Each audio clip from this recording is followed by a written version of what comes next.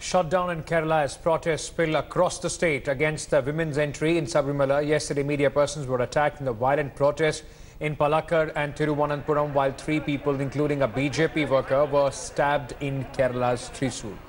The BJP and Kerala Karma Samiti held a protest march in Kochi against the state government. Meanwhile, protests took a violent turn in Kozhikode as the protesters vandalized the shops that defied the Hartal. A group of BJP RSS activists also tried to forcefully shut the shops in Ernakulam. 10 people have been taken into custody. The protesters also halted buses at the Tamil Nadu-Kerala border in Kanyakumari. The protest spilled after 2 women in their 40s managed to enter the Sabarimala shrine yesterday. The Kerala DGP has directed district police chiefs to act strictly against the miscreants indulging in violence.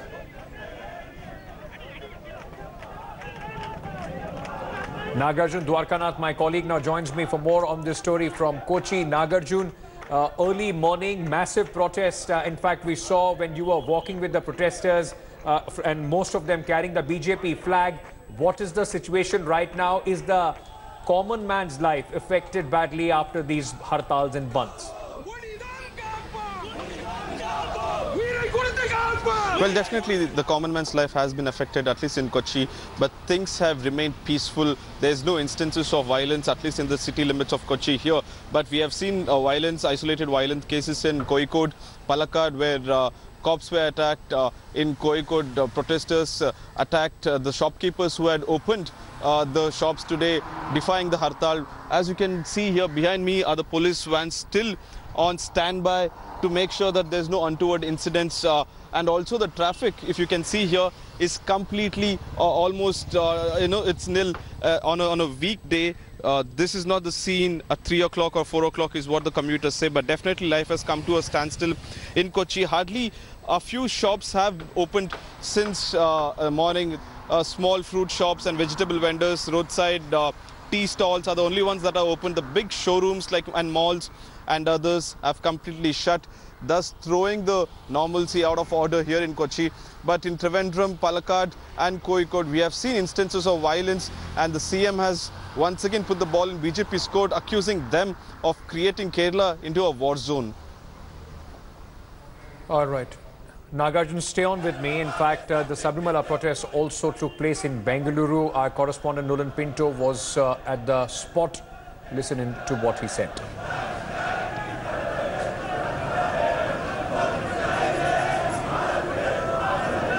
Well, we're now at the Mysore Bank Circle, and right over here, devotees of Swami Ayyappa are protesting as to what really happened yesterday, where 2 women of menstrual age actually entered the sanctorium of the Swami Ayyappa temple now in Kerala. Now, they have come over here stating that this is completely wrong and against the tradition and cultures that is being followed. I'm actually going to speak to some of the devotees over here. So, we know why you're protesting over here, but what's your aim, finally, with this protest? First of all, the matter is under review in the Supreme Court. It is not a final judgment which has come. It is still under review. In the meanwhile, the Kerala CM has done this sort of anti-Hindu sentiments, has been shattered by, state-sponsored. 2 women have gone. That too at the late hours, 3:30 in the morning. They didn't have any guts to go in the, after the sunshine. It is right what they're doing, because I don't like females going there. We are strictly following from the beginning rules, tradition, culture, our culture. They're spoiling our culture. In fact, this is what most of the devotees here echo, stating that the culture tradition should not be spoiled, come what may, and that the Chief Minister of Kerala is being completely anti-Hindu. With video journalist Shivmurthy, this is Nolan Pinto for India Today in Bengaluru. As the BJP holds protest in Kochi, Kerala Chief Minister Pinarayi Vijayan has blamed the BJP for violence in the state over women's entry in Sabarimala shrine, leading a scathing attack.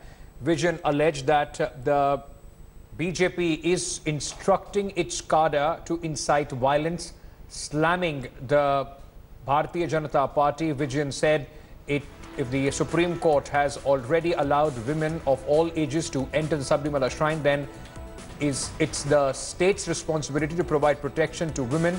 He has also dubbed the Hartal that has been called in the state against the Supreme Court order. Nagarjun with us. Nagarjun, This has come under a scathing attack as far as the Chief Minister is concerned. The BJP is calling him a Chief Minister who doesn't care about the Hindu sentiments.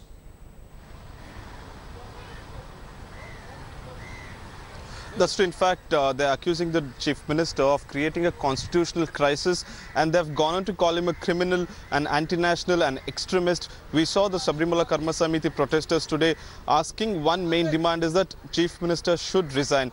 The way the state is heading towards a constitutional crisis in the next few months and the last few months is only because of one man, that is the Chief Minister of Kerala, is what they're saying.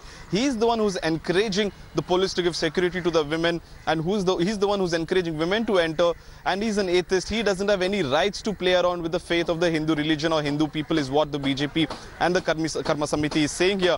On the other hand, we heard the Chief Minister himself saying that it's his job, it's his government's job to implement the Supreme Court order. Otherwise, it would be clearly contempt of court. If women devotees ask for protection to climb the shrine and to go to Sabarimala, it would be the duty of the government. They're bound by law to provide the security, is what he said. And he also directly alleged that the BJP are the ones who are trying to take the brownie points here, political advantage in the coming Lok Sabha elections, in the run-up to the Lok Sabha elections. Remember, the Prime Minister also will be visiting the state. Clearly, both left and the BJP here are having political blame game here. At the end of the day, the real devotees and the common citizens of Kerala are the ones who are suffering in this crisis. All right, now let's listen in to a few of the political reactions on this story. Nagarjun, I'm going to come to you. वो झूठ का झाड़ सच के पहाड़ के नीचे आ गया है, और जब झूठ का झाड़ सच के पहाड़ के नीचे आ जाए तो इसी तरह की छटपटाहट और इसी तरह की घबराहट दिखाई पड़ती है। आप जो है वो पार्लियामेंट के फ्लोर पर अपनी न तर्क दे पाए, न बात कर पाए, न बता पाए। एक बार मुझे याद है कि इन्होंने कहा था कि मैं अगर प्रधानमंत्री के सामने बोला तो भूकंप आ जाएगा। भूकंप न पार्लियामेंट में आया, न बीजेपी में आया, न कहीं और आया, लेकिन कांग्रेस में जरूर आ गया था। अगर देश की मांग है, सदन की मांग।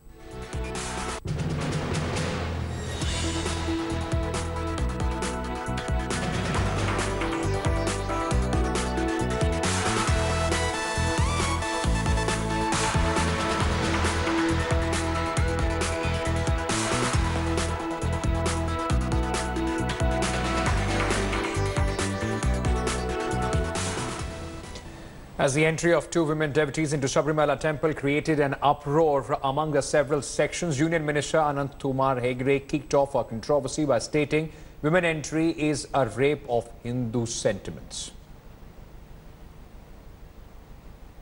Diplomatically, how it can be managed without hurting the faith of the mass.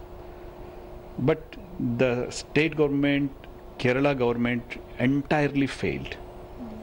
I would like to say that it's totally a rape on, daylight rape on Hindu people.